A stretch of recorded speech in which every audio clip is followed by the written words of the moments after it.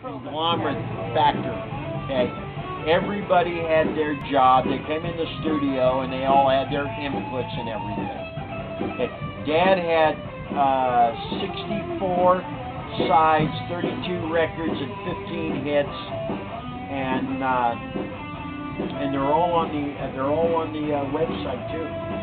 You look up Hillbilly Hall Rock of Fame or something like that, and you pull up Jimmy Walker, and it gives you a whole bio of my dad. But your dad was responsible for making a hit out of it. He was the first person to record it and make a hit.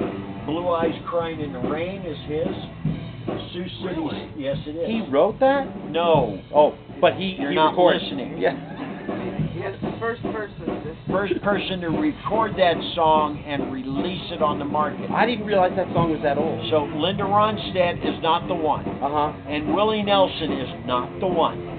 It's Jimmy Walker. No kidding. And Sioux City Sue. Sioux City Sue is my dad's. Blue Eyes Crying in the Rain, Sioux City Sue, Detour. Gene Autry made a big hit out of Sioux City. Oh, a lot of people made big hits out of Yeah, I that. thought it was a Gene Autry song. No. My dad had the first hit song, or the first recording, whether they were hits or not. They were the first releases of these songs. Well, here's the funny little thing. Before I ever knew that your dad had done that song or made a hit out of it, I hadn't heard the original version. Never heard the original. I heard a bluegrass band do that song. Okay, that's... I learned it as a bluegrass song. Okay.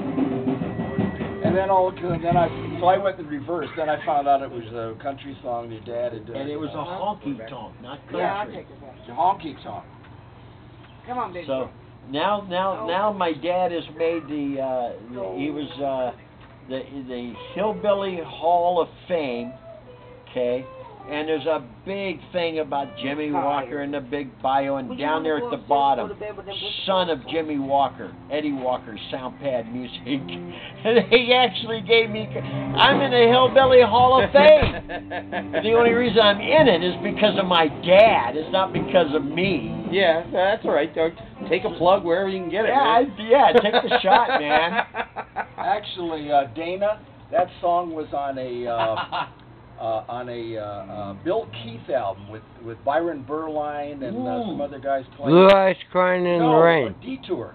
Detour, is that right? Yeah. A lot of people. By who? Did it. They did it as a bluegrass song. Who did?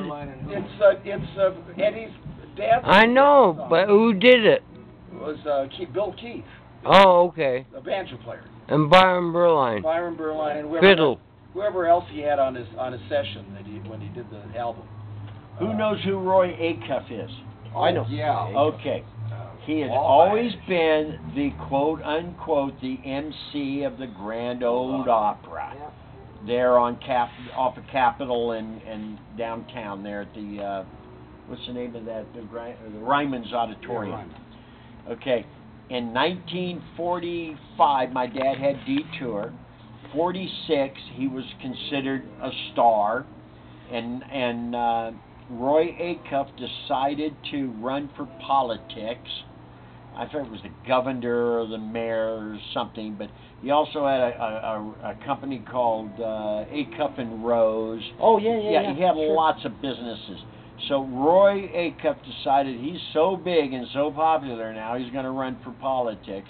So he took a leave from the Grand Ole Opera as MC, okay, and went for his politics, which, bit the dust. At that point in time, my dad had a hit record. He was a talker. He knew stories, and he knew how to talk on the microphone. And he replaced Roy Acuff as the only man in history that's ever replaced Roy Acuff on the Grand Ole Opera. Okay? Now, there's been many replacements since then. Since he has died, there's been a lot of people on the Grand Ole Opera doing Roy's job. But while Roy was alive, my dad is the only one in history that ever replaced Roy Acuff's job as the MC at the Ryman's Auditorium. Well, And then Acuff Rose was a big publishing company out of still Nashville, is, right? I think. They're still in business.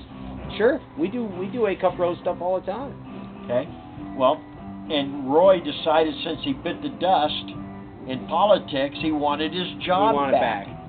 So it was, my dad was in there for like less than 2 years, and I think it was just a little over a year that he had the job. Mm-hmm. Okay, and my job, and then he got backed out of it. He got kicked down again. So Dad just went back out on tour and Sure.